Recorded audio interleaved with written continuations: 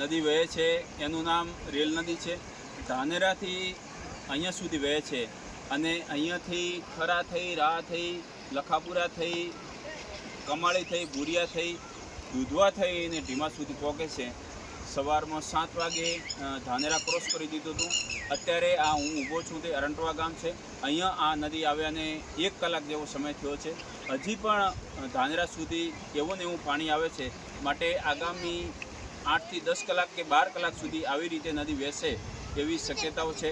જે વચ્ચે ગામડા આવે છે ખેડૂતોને અને પશુપાલકોને નમ્ર વિનંતી કે નીચાણવાળા ભાગમાં તમારું કંઈ જાનમાલનું કંઈ નુકસાન થાય એવું હોય તો એને ઉપર ખસેડી લેવા માટે વિનંતી છે।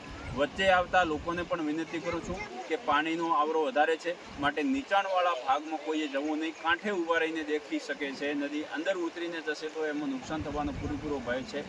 આ પાણી આવવાથી ખેડૂતોને હાલના તબક્કે કોઈ નુકસાન નથી, કારણ કે ઉનાળુ પાક લઈ લીધો છે, ચોમાસું પાક હજી વાવ્યો નથી અને આ પાણીના લીધે, કાંપના લીધે ખેતી સમૃદ્ધ થાય છે, જળ સમૃદ્ધ થાય છે અને એનાથી ભૂગર્ભ જળ ઊંચા આવે છે। ખેતરમાં કાંપ પણ પથરાય છે। હાલના તબક્કે ખેડૂતોને કોઈ નુકસાન નથી, પણ સરકારી જે જાહેરાત આવી છે એ પ્રમાણે નદીના જે નીચાણવાળા ભાગમાં છે ન જવા માટે આપ સૌને વિનંતી કરવામાં આવે છે અને આગામી સમયમાં 12 કલાક સુધી નદી આવી રીતે વહેશે એવી પણ શક્યતાઓ રહેલી છે। માટે આપ સૌને આ નદીને સાવચેત રહીને દેખવા માટે વિનંતી કરવામાં આવે છે।